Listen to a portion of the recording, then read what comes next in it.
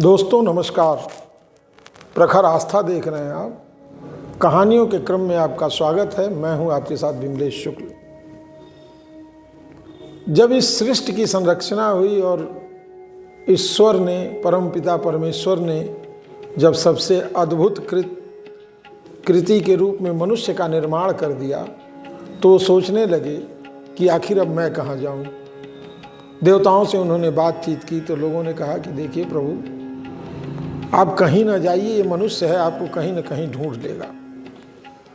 तो आप मनुष्यों के हृदय में वास कीजिए। और तब से परमेश्वर हमारे हृदय में वास करते हैं और हम उन्हें जगह जगह पर मूर्तियों में, मंदिरों में, गुरुद्वारों में, जगह जगह ढूंढते रहते हैं। तो आज आपको मैं ऐसी ही एक रोचक कहानी सुनाने जा रहा हूँ कि जब एक भक्त को भगवान की उपस्थिति का आभास हो जाता है तो किस तरह से वो उसको दर्शन देते हैं। तो मैं कहानी को आगे बढ़ा रहा हूँ। एक आदमी था, बड़ा परेशान था, बड़ी दिक्कतें थी उसके जीवन में, असंतुलित हो गया था उसका जीवन। किसी ऐसे मार्ग की तलाश में था कि जहाँ उसको शांति मिले, सुख चैन की अनुभूति हो। तो वो किसी विद्वान के पास गया, उसने अपनी समस्या बताई। तो उन्होंने बताया कि तुम ऐसा करो कि भगवान गणेश की पूजा करो, धूप बत्ती दिखाओ, प्रार्थना करो। प्रार्थना में बड़ी शक्ति है। मैं आपको बता दूं कि तमाम यज्ञ, तमाम अनुष्ठान, ये हो सकता है कि कम काम करें, निष्फल हो जाएं, लेकिन हृदय से की गई प्रार्थना निश्चित रूप से स्वीकार होती है। तो उसने गणेश जी की एक प्रतिमा लिया और धूप बत्ती सुबह शाम दिखाने लगा, प्रार्थना करने लगा। कुछ दिनों तक लगातार करने के बाद उसको ऐसा महसूस हुआ कि भगवान है ही नहीं, ये तो सुन ही नहीं रहे हैं। महीनों हो गया धूप बत्ती करते हुए। तो वो फिर गया उस विद्वान आदमी के पास। उसने कहा, भैया वो आपका सारा उपाय फेल हो रहा है, आपका उपाय ही नहीं काम कर रहा। मैं लगातार महीनों से धूप बत्ती कर रहा हूँ, भोग प्रसाद लगा रहा हूँ, प्रार्थना भी कर रहा हूँ। तो उन्होंने बड़ा सोचा विचारा। तो उन्होंने कहा कि ठीक है।